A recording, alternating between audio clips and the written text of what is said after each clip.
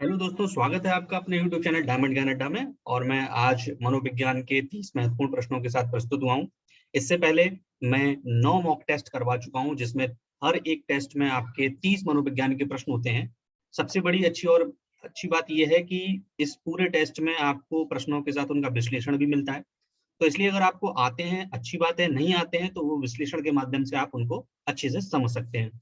और दोस्तों, अगर आपने जो भी पहली बार चैनल को देख रहा हो तो वो सबसे पहले चैनल को सब्सक्राइब कर ले और बेल आइकन को प्रेस कर ले, ताकि उसको नियमित रूप से वीडियो मिलती रहे। और वीडियो अंत तक देखा करिए, ताकि आपको पूरी चीज, पूरे जो मूवी, पूरा कॉन्सेप्ट है वो सब कुछ समझ में आए। ठीक है, ऐसा नहीं है कि 1 मिनट देखा आपने स्किप कर लिया तो उसको फिर कोई इसका फायदा नहीं है। इससे अच्छा ना देखे तो ज्यादा बढ़िया बात है। चलिए देखिए, शुरुआत करते हैं पहले प्रश्न से। पहला प्रश्न लिखा हुआ है कि कक्षा में अनुशासन बनाए रखने के लिए सर्वाधिक प्रभावशाली उपाय क्या है। जैसे कि कक्षा में डिसिप्लिन बनाना है, तो उस अनुशासन को बनाए रखने के लिए सबसे अच्छा तरीका क्या है? अनुशासनहीन छात्रों को कक्षा से बाहर निकाल देंगे, शिक्षण को रोचक एवं व्यवहारिक बनाएंगे, छात्रों के अभिभावकों को सूचित करेंगे, या अनुशासनहीन छात्रों को विशिष्ट सुविधाएं प्रदान करेंगे। तो सीधी सी बात है कि अनुशासनहीन छात्रों को बाहर निकाल देना अच्छी बात नहीं है। शिक्षण को रोचक एवं व्यवहारिक बनाना होगा, जिससे कि छात्र अपने आप ही अनुशासन में रहे। नेक्स्ट अगला प्रश्न है कि शैशवावस्था में बच्चों के क्रियाकलाप होते हैं। तो शैशवावस्था में बच्चों के क्रियाकलाप कैसे होते हैं? मूल प्रवृत्त्यात्मक होते हैं, संरक्षित होते हैं, संज्ञानात्मक होते हैं, संवेगात्मक होते हैं। तो आप सभी लोग जानते हैं कि शैशवावस्था क्या होती है। शैशवावस्था की अवस्था होती है 0 से लेकर 6 वर्ष तक। और 0 से लेकर 6 वर्ष में बालक जो है वो अधिकांश चीजें जो कि उसकी मूल प्रवृत्ति पर आधारित होती हैं, उन मूल प्रवृत्ति पर आधारित जो क्रियाएं होती हैं, जिनको आप जन्मजात प्रवृत्तियां भी बोलते हैं, तो वही उसके क्रियाकलाप होते हैं, तो मूल प्रवृत्त्यात्मक होते हैं। ठीक है, अगला प्रश्न है कि जिन छात्रों में समेकित शिक्षा दी जाती है, जिन विद्यालयों में समेकित शिक्षा दी जाती है, उसके शिक्षकों को किस क्षेत्र विशेष में प्रशिक्षित करना चाहिए। आप जानते हैं समावेशी शिक्षा ऐसी शिक्षा होती है जिसमें सामान्य और विशिष्ट प्रकार के बालक जो होते हैं एक साथ मिलकर एक साथ शिक्षा का ग्रहण करते हैं। तो विशेष आवश्यकता वाले बच्चों की पहचान और शिक्षण, व्याख्यान विधि द्वारा शिक्षण, क्रियात्मक के साथ शिक्षण, या उपरोक्त में से कोई नहीं। तो आप समझ सकते हो कि चूंकि सामान्य बच्चों को तो शिक्षित करना बड़ा सरल है, लेकिन विशिष्ट आवश्यकता वाले बच्चे, जिसमें कि आप कह लीजिए दिव्यांग बच्चे आते हैं, है ना, मूक बधिर बच्चे आते हैं, अस्थि बाधिर आते हैं, तो ऐसे बच्चों को भी सामान्य बच्चों के साथ सम्मिलित करते हुए पढ़ाना ही समावेशी शिक्षा कहलाती है। तो इसमें फिर शिक्षकों को क्या प्रशिक्षित करना पड़ेगा? उनको विशेष आवश्यकता वाले बच्चों की पहचान और शिक्षण के बारे में भी बताना पड़ेगा। नेक्स्ट अगला प्रश्न है कि कक्षा में विद्यार्थियों को अधिगम के लिए प्रेरित करने हेतु किस युक्ति का अनुप्रयोग आप नहीं करते, मतलब किस युक्ति को आप प्रयोग में नहीं लाते? छात्रों में स्वस्थ प्रतिस्पर्धा स्थापित करना, उन्हें आत्मगौरव की अनुभूति कराना, उनकी अत्यधिक प्रशंसा करना, गतिविधि आधारित शिक्षण अधिगम विधियों का अनुप्रयोग करना। तो बताइए इसका ऑप्शन क्या सही होगा? इसका ऑप्शन जो है सी पार्ट, कि उनकी अत्यधिक प्रशंसा करना, ऐसा नहीं करना होगा। ठीक है, नेक्स्ट अगला प्रश्न है कि बुद्धि एवं सृजनात्मकता में किस प्रकार का सह संबंध पाया जाता है? धनात्मक, ऋणात्मक, शून्य, या उपरोक्त सभी? बताइए। तो आपको पता होना चाहिए कि बुद्धि और सृजनात्मकता में धनात्मक संबंध है। देखिए, अच्छी बुद्धि लब्धि है तो आप अच्छे सृजनात्मकता से, मतलब आप अच्छे क्रिएटिव होंगे। लेकिन ये जरूरी बिल्कुल नहीं है कि आपकी बुद्धि लब्धि अगर मान लीजिए बहुत अच्छी है और उसके ही आधार पर आप कहें कि हम बहुत अच्छे सृजनात्मक होंगे। तो ये सबसे पहली पहचान है सृजनात्मकता की, कि बुद्धि लब्धि से सृजनात्मकता का कोई लेना देना नहीं है। लेकिन फिर भी अगर अच्छी बुद्धि है तो सृजनात्मकता अच्छी होगी, इसलिए संबंध जो है वो धनात्मक होता है। इसके बाद देखिए, नेक्स्ट अगला प्रश्न है कि अपनी कक्षा के एक विद्यार्थी की प्रकृति को यदि शिक्षक बदलना चाहता है तो उसे क्या करना होगा? विद्यार्थी के साथ कड़ाई से पेश आना होगा, कक्षा के अन्य विद्यार्थियों को उससे ना जानने योग्य दूरी बनाए रखने के लिए कहना होगा, या उसके समूह के सभी सदस्यों की प्रवृत्ति बदलनी होगी, या विद्यार्थी को पढ़ने के लिए प्रेरित करना होगा। तो बताइए क्या करना होगा? तो ऑब्वियस सी बात है कि जो उसका समूह है, उसके पूरे समूह की, क्योंकि सबसे ज्यादा प्रभाव पड़ता है बालक पे उसकी संगति और उसके समूह का। तो जैसा उसके समूह होता है वैसे ही उस पर अपने आप प्रभाव पड़ने लगता है। तो उसके समूह की प्रवृत्ति अगर बदल देंगे तो उसके जो, जिसको भी आप बदलना चाहते हैं उसका भी स्वभाव बदला हुआ प्रतीत होगा। नेक्स्ट अगला प्रश्न है कि विकास का वही संबंध परिपक्वता से जो उद्दीपक का है, परिवर्तन से, प्रतिक्रिया से, प्रयास से, या परिणाम से? तो आप जानते हैं उद्दीपक की अनुक्रिया होती है, तो फिर इसका संबंध किससे होगा? प्रतिक्रिया से। नेक्स्ट अगला प्रश्न है कि प्याजे मुख्यतः किस क्षेत्र के योगदान के लिए जाने जाते हैं? अर्थात आप ये भी कह सकते हैं कि प्याजे ने कौन सा सिद्धांत दिया है? भाषा विकास का सिद्धांत, ज्ञानात्मक विकास का सिद्धांत, नैतिक विकास का सिद्धांत, या सामाजिक विकास का सिद्धांत?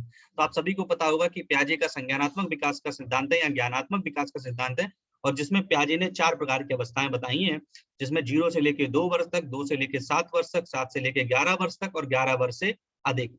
इसको कहते हैं इंद्रिय जनित गामक अवस्था, इसको कहते हैं पूर्व संक्रियात्मक अवस्था, इसको मूर्त संक्रियात्मक अवस्था, इसको औपचारिक संक्रियात्मक अवस्था। ठीक है। नेक्स्ट अगला प्रश्न है कि जब कभी 2 या अधिक व्यक्ति एक साथ मिलते हैं और एक दूसरे को प्रस्ताव प्रभावित करते हैं तो वे एक सामाजिक समूह का निर्माण करते हैं। यह कथन कैसा है? आंशिक रूप से सत्य है या कदाचित सत्य है या असत्य है? तो आपको देखो सीधी सी बात है, जब 2 लोग एक दूसरे से मिलते हैं तो एक दूसरे को प्रभावित करते हैं और वे सामूहिक समूह का निर्माण भी करते हैं। ठीक है, तो ये बिल्कुल बिल्कुल पूर्ण रूप से सत्य है। नेक्स्ट अगला प्रश्न है कि निम्नलिखित में से किस समूह के बच्चों को समायोजन की समस्या होती है? औसत बुद्धि के बच्चों को, ग्रामीण बच्चों को, अध्ययनशील बच्चों को या कुशाग्र बुद्धि के बच्चों को? बताइए किसको समायोजन की में समस्या होती है?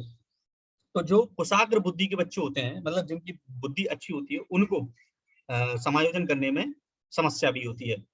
नेक्स्ट अगला प्रश्न है, किसी शिक्षक को यदि यह लगता है कि उसका विद्यार्थी, किसी शिक्षक को यदि यह लगता है कि उसका एक विद्यार्थी जो पहले विषय वस्तु को भली प्रकार सीख रहा था उसमें स्थिरता आ गई है, तो शिक्षक इसे सीखने की प्रक्रिया की स्वाभाविक स्थिति मानना चाहिए, उसे विषय को स्पष्टता से पढ़ाना चाहिए, विद्यार्थी को प्रेरित करना चाहिए या उपचारात्मक शिक्षण करना चाहिए? बताइए कि अगर सीखते सीखते बालक, आपने देखा होगा कि अब वो सीखना बंद हो गया उसका, तो शिक्षक क्या समझे?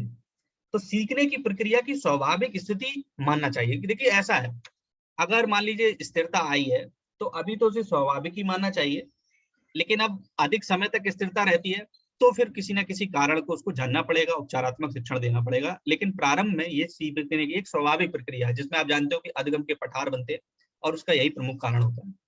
नेक्स्ट अगला प्रश्न है कि बच्चों के सामाजिक विकास में किसका विशेष महत्व है? खेल का, दिनचर्या का, बाल साहित्य का या संचार माध्यम का? तो सामाजिक विकास में सबसे ज्यादा किसका विशेष महत्व है? खेल का। अगला प्रश्न है कि भाटिया बैटरी का प्रयोग निम्न में से किसके परीक्षण हेतु किया जाता है? पता नहीं कितनी बार ये अभी तक 9 टेस्ट हो चुके हैं, सभी में एक दूसरे में आ चुका है, तो बिल्कुल आप जान चुके होंगे अब तक तो कि व्यक्तित्व में, बुद्धि में, सृजनात्मकता में या अभिवृत्ति में। तो बताइए इसका ऑप्शन क्या सही है? यार बुद्धि का है। ठीक है, भाटिया बैटरी परीक्षण। नेक्स्ट अगला प्रश्न है कि कोहलबर्ग का विकास सिद्धांत निम्न में से किससे संबंधित है? कि कोहलबर्ग जो है इन्होंने कौन सा सिद्धांत दिया है? भाषा विकास का, नैतिक विकास का, संज्ञानात्मक विकास का, सामाजिक विकास का? तो कोहलबर्ग का जो सिद्धांत है वो नैतिक विकास का सिद्धांत है और इन्होंने 3 प्रकार की नैतिक अवस्थाएं बताई भी हैं, एक पूर्व परंपरागत, एक परंपरागत और एक उत्तर परंपरागत। ठीक है, इसके बाद नेक्स्ट अगला है कि शिक्षण प्रक्रिया में निम्नलिखित में से किसका भली प्रकार ध्यान रखना चाहिए? विद्यार्थियों की सक्रिय सहभागिता का, अनुशासन और नियमित उपस्थिति का, गृह कार्य की जांच में लगन का या विषय वस्तु का कठिनाई स्तर का? कि बताइए आप, जैसे कि शिक्षण प्रक्रिया जो टीचिंग है उसमें आप किसका सबसे ज्यादा ध्यान रखना चाहिए? तो सबसे ज्यादा आपको ध्यान रखना चाहिए कि विद्यार्थियों की सक्रिय सहभागिता का, कि विद्यार्थी सहभागी भी है, आप जो पढ़ा रहे हैं वो विद्यार्थी पढ़ने में रुचि भी ले रहे हैं या नहीं। नेक्स्ट अगला प्रश्न है कि निम्नलिखित व्यक्तियों में से कौन अपने बच्चे या बच्चों को आंतरिक प्रेरणा दे रहा है? फादर रॉबर्ट अपनी कक्षा के उन बच्चों को चॉकलेट देते हैं जो अच्छा व्यवहार करते हैं। अगली कक्षा में प्रोन्नति पाने पर नंद कुमार अपने पुत्र को कहानी की पुस्तकें देते हैं। अपने पुत्र के जन्मदिन पर गिरिजेश कुमार दावत देते हैं। या विज्ञान विषयों में सर्वोच्च अंक पाने पर राकेश कुमार अपने पुत्र की प्रशंसा करते हैं। तो आपको ये बताना आंतरिक प्रेरणा कौन दे रहा है? तो आंतरिक प्रेरणा दे रहा है जो प्रशंसा कर रहा है। ये तो सब एक तरीके से बाह्य प्रेरणा हो गई, भाई जब तो कर ही रहे हैं तो प्रशंसा एक आंतरिक प्रेरणा हो गई। अगला प्रश्न है कि पूर्वाग्रही किशोर या किशोरी अपनी के प्रति कठोर होते हैं? समस्या के, जीवन शैली के, संप्रत्यय के या वास्तविकता के? पता है किसके प्रति कठोर होते हैं? तो समस्या के प्रति कठोर होते हैं। ठीक है, अगला प्रश्न है कि संज्ञानात्मक विकास के 4 चरणों संवेदी, पेशीय, पूर्व संक्रियात्मक, स्थूल संक्रियात्मक और औपचारिक संक्रियात्मक की पहचान की गई है हिलगार्ड द्वारा, स्टार्ट द्वारा, हरलॉक द्वारा या पियाजे द्वारा? तो आपको पता ही है कि पियाजे का संज्ञानात्मक विकास का सिद्धांत है, तो 8th का डी पार्ट सही है। नेक्स्ट अगला प्रश्न है कि कौन से गुण अच्छे मानसिक स्वास्थ्य के नहीं है? नियमित जीवन, संवेगात्मक परिपक्वता, आत्मविश्वास, सहनशीलता, बहुत विनीत, स्वयं में सीमित, वास्तविकता की स्वीकृति, स्वयं मूल्यांकन की योग्यता? बताइए जो मानसिक स्वास्थ्य के नहीं है, तो इसका ऑप्शन कौन सा होगा? सी पार्ट, बहुत विनीत या स्वयं में सीमित। नेक्स्ट अगला प्रश्न है कि अधिगम क्षमता निम्नलिखित में से किससे प्रभावित नहीं होती? आनुवंशिकता से, वातावरण से, प्रशिक्षण से या राष्ट्रीयता से? बताइए किससे प्रभावित नहीं होती है? तो ये जो है ऑप्शन डी पार्ट सही है, ये नेशनलिटी से प्रभावित नहीं होती। ठीक है, नेक्स्ट अगला प्रश्न है कि किस अधिगम मनोवैज्ञानिक ने बाल अधिगम विकास में पुरस्कार को महत्व नहीं दिया है? थांडाइक ने, पावलाव ने, स्किनर ने या गुथरी ने? बताइए किसने पुरस्कार को महत्व नहीं दिया? तो ये देने वाले हैं गुथरी। ठीक है, गुथरी ने पुरस्कार को किसी प्रकार का भी महत्व नहीं दिया। अगला है संवेग व्यक्ति की उत्तेजित दशा है, ये कथन निम्नलिखित में से किसका? और इंपॉर्टेंट भी है, सच में बता दें इंपॉर्टेंट है, मैं कहूं तो ये स्टेट के लिए भी और टेट के लिए, दोनों के लिए इंपॉर्टेंट कथन है। प्याजे का, वुडवर्थ का, वैलेंटाइन का या रॉस का? तो ये जो है वुडवर्थ का कथन है कि संवेग व्यक्ति की उत्तेजित दशा होते हैं। ठीक, ये परिभाषा भी कह सकते हैं संवेग की। इसके बाद नेक्स्ट अगला प्रश्न है कि शैक्षिक विकास में मूल्यांकन का अर्थ है। तो शैक्षिक विकास है उसमें मूल्यांकन का क्या महत्व समझे? छात्रों की प्रगति का आंकलन, कक्षा अभिलेखों का मूल्यांकन, कार्य निष्पादन का मूल्यांकन या ज्ञान क्षमता का मूल्यांकन? तो बताइए इसका ऑप्शन कौन सा सही होगा? तो इसका ऑप्शन डी पार्ट है कि ज्ञान क्षमता का मूल्यांकन करना। ठीक है, नेक्स्ट अगला प्रश्न है कि माँ बाप के साए से बाहर निकल अपने साथी बालकों की संगत को पसंद करना किस अवस्था से संबंधित है? किशोरावस्था से, पूर्व बाल्यावस्था से, उत्तर बाल्यावस्था से, शैशवा बाल्यावस्था से? तो आप सभी लोग जानते हैं ये जो है उत्तर बाल्यावस्था कहलाती है। ठीक है, और उत्तर बाल्यावस्था की वही एज कह सकते हैं 9 से 12 वर्ष। ठीक, इसमें जो है बच्चा सामाजिकरण को ज्यादा ध्यान देता है और अपने समूह की प्रवृत्ति के लोगों के साथ जुड़ने की कोशिश करता है। सीखने का प्राथमिक मूलभूत नियम कौन सा है? अभ्यास के कार्य से, परिणाम की अपेक्षा से, प्रशंसा से या तत्परता से? तो देखिए वैसे तो ये दोनों ही सही हैं, क्योंकि सीखने के प्राथमिक मूल नियम संबंधित है तत्परता और अभ्यास के कार्य से। क्योंकि आप जानते हैं कि जो थांडाइक का सिद्धांत है उसमें तत्परता, अभ्यास और प्रभाव 3 नियम है। ठीक है, नेक्स्ट अगला प्रश्न है 26, इसमें कि मानसिक परिपक्वता की ऊंचाइयों को छूने के लिए प्रयासरत रहना संबंधित है किशोर अवस्था से, प्रौढ़ अवस्था से, पूर्व बाल्यावस्था से या उत्तर बाल्यावस्था से? तो बताइए इसका ऑप्शन क्या सही है? किशोर बाल्यावस्था से, किशोर अवस्था से। ठीक है, नेक्स्ट अगला प्रश्न है कि सीखने की प्रक्रिया को प्रभावित करने वाले कारक है।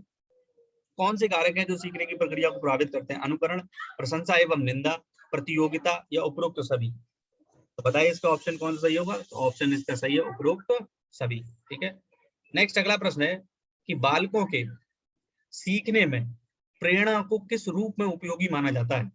बालक की व्यक्तित्वता का आदर, पुरस्कार एवं दंड, प्रशंसा एवं भर्त्सना या उपरोक्त सभी? तो बताइए इसका ऑप्शन क्या सही है? इसका ऑप्शन डी पार्ट सही है, उपरोक्त सभी। नेक्स्ट अगला प्रश्न है निम्नलिखित में से किस एक से शिशु के अधिगम को सहायता नहीं मिलती?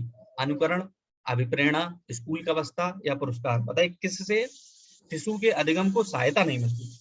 तो ये सी पार्ट सही है, स्कूल के बस्ते से क्या सहायता मिलेगी। ठीक है, नेक्स्ट और लास्ट प्रश्न है कि स्व केंद्रित अवस्था होती है जिसमें बच्चा खुद पर केंद्रित होता है जन्म से 2 वर्ष तक, 3 से 6 वर्ष तक, 7 वर्ष से किशोरावस्था तक या किशोरावस्था में? तो इसका ऑप्शन सही है 3 से लेके 6 वर्ष तक इगोसेंट्रिज्म होती है, मतलब स्व केंद्रित की भावना होती है। तो इस तरीके से आपने आज के सेट में 30 महत्वपूर्ण प्रश्न देखे और साथ ही साथ अपना मूल्यांकन किया होगा कि आप कितने सही हो रहे हैं।